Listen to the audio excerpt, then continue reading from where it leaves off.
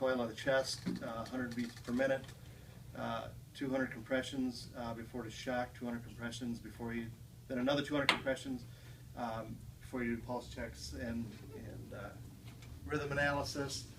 You know, our protocol is 400 chest compressions before airway is even thought about. I mean, you're putting in your oral airway and stuff like that, but as far as breathing form and those kind of advanced airways, nothing for the first 4 minutes. So, Sue has a video here. Why is that you don't do an airway for the first 4 minutes? They're saying that there's enough oxygen in the blood, it maintains it enough, it just needs to be circulated. Their theory behind this is feed the brain, not the lungs. So get the brain the oxygen and stuff that it needs, oxygen and blood, and don't worry about the lungs. So. Well, isn't it, it takes like 4 minutes for the body to start doing that aerobic versus anaerobic metabolism anyway, so you got 4 minutes to, for 2 cycles, isn't it? And actually I sent around a couple things for everybody to look at.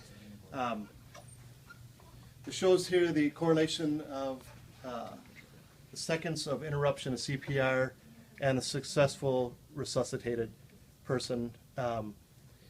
Seconds of interruption, if you're 3 seconds or less, you're looking at 100% successful resuscitation. 10 seconds or less, you're still at 80%. 15 seconds, you're at 40%, and greater than 20 seconds, you're down to less than 0.5%. What's the average amount of time an AED takes to analyze if you're using an AED versus an actual manual defibrillator? Analyze to defect? Yeah. Before it'll start to charge. 10 seconds. It looks at a 6-second strip twice, so that tells you just during the analyze phase, 12 to 15 it's seconds. going to be 12 to 15 seconds just for that before it says charging.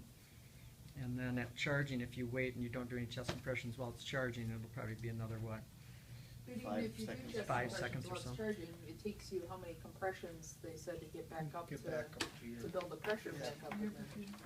But So if you you can just if you can squeeze 10 compressions in there, maybe you've at least got a little coronary perfusion before you actually Right, hit I that shock understand, button. I'm just saying, you're still. Right.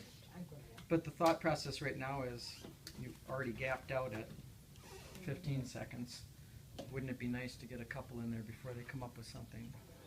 Zoll a couple of years ago promised they were going to come out with a software for AEDs that you would actually be able, it would analyze during chest compressions. They still haven't? They have still been developing it, but apparently it hasn't done what they thought it would do, and It's so very, very problematic. yeah. There's some monitors out there that, like, while you're doing chest compressions, it'll filter the chest compressions out so you Right. can still Well, see that's what the the Zoll. actual That's rhythm is. Zoll's software Is that that they're what trying to you're- come. Yep, that's what they're trying to come up with. I thought they had that advertising, like Yeah, gyms and well, stuff already. yeah, I thought. They're trying to, across the industry, they're trying to get algorithms and get the ADs to go into, to do their analysis within 3 seconds, 3 or 4 seconds. And it's just extremely problematic to do that. Mhm. And so what did Rob say recently? What did he say the state of Wisconsin is talking about doing with AEDs and first responders? Going back to manual defibrillation for everybody, first responder all the way up, because of this issue. Just because of the time off the chest. Didn't want to sidetrack you, but I thought that was No, an that's interesting that's thing. it kind of played right into it. He's So. into it. Yep. All right. That's interesting, like when is that gonna No, happen? they got like to have 12 now. I mean, these are the same first responder groups probably that are pushing this, that only want a refresher